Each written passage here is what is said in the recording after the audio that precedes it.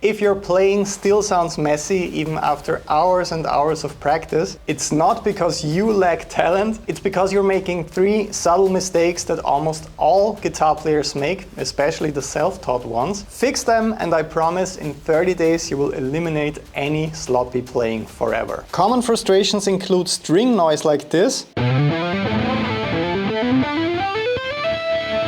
the hands not being perfectly in sync, so every picking stroke doesn't exactly match with the fretted notes,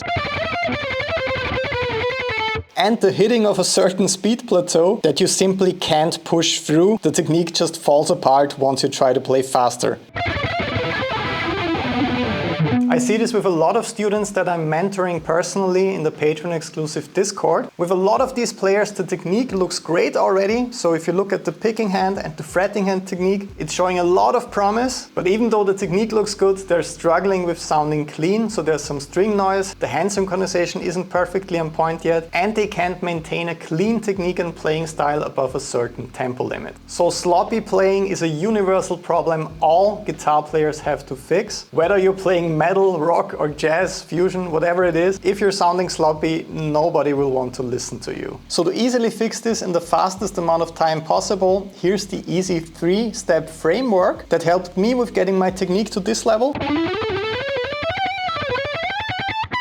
And that also fixed this annoying issue for over 50,000 guitar players that I could coach so far. Step number 1 is simple. It's called identify the problem. So that's the diagnostics of it all. Before you can fix sloppy playing, you have to analyze where the noise is actually coming from, for example. So in the case of a sloppy legato line like this, I could hear a lot of string noise, of course, but I couldn't immediately see where it's coming from. So whenever you have a moment like this in your practice routine, take a step back, repeat the exercise and pay close attention to your fretting hand and also your picking hand technique. A very common issue is rubbing against the strings with your picking hand fingers, for example. So a lot of players don't realize that when they're alternate picking, they're actually lightly grazing the strings like this with their picking hand fingers, which is resulting in the unwanted noise. But since our bad example right here was a legato line and there's not that much picking involved with this, the problem actually came from the fretting hand. With those hammer-ons, I was actually performing an involuntary pull-off movement. So I was moving my fingers way too much, hammering onto the neck with much more power than is actually needed. So I was touching multiple strings when I just wanted to hammer on the A string, for example. And the low E string was ringing out because I was rapidly removing my fingers like this, causing the string to ring out. So when it comes to phase 1 right here, I could identify the problem, it's my fretting hand technique, and I can move to phase number 2, which is called correct it. This is about targeted exercises. So since I determined that I move my fretting hand fingers way too much, I will pick an exercise that's based around legato technique. Just a simple hammer-on and pull-off line, but I will make it my biggest goal when I'm practicing it to minimize my finger movement and to not touch any strings I don't want to play on with an over-exaggerated hammer-on or pull-off movement. And that's where most players stop, but you also need step number 3, and that one is called lock it in the best case with a 30-day training system. I will give you a completely free version of this today because I genuinely want to help you. I know how annoying and frustrating all of this can be. But for those who want a full 30-day guided plan, I've put everything inside my Patreon and the link is down below. So to give you a completely free example, let's talk about another quite frustrating aspect of playing that's holding a lot of self-taught players back, those fast string transitions with alternate picking. For a lot of players, they don't sound clean like this, they sound more like that. So step 1 right here would be identifying the problem. This time it's clearly the picking hand technique. So the pick is out of control. It's getting stuck in between the strings all the time. It's touching or grazing strings that I don't want it to touch. So in order to fix this, I need to work on the most important problem right here. And for most players, the problem is that they only practice scales or any kind of picking exercises in a very, very linear fashion, like this, for example.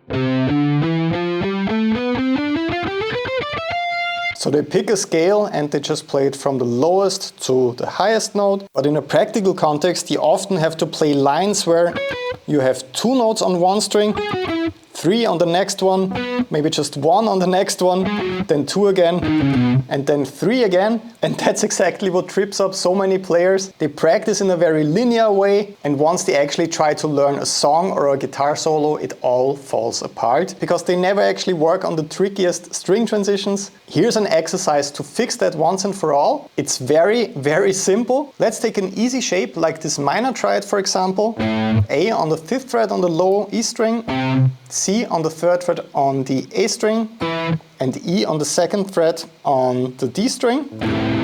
And in order to practice the 2 most important string transitioning movements, I will include both of them in a very simple exercise. I'm starting with a downstroke on the D string, then I'm playing 2 upstrokes in a row. For those 2 upstrokes, I'm using a sweep/economy picking approach, so I'm not playing 2 disconnected upstrokes on the strings like this. I'm just connecting them like that. And after that last upstroke on the low E string, I'm going back to the downstroke on the D string. That's the whole exercise. So it's down, up, down.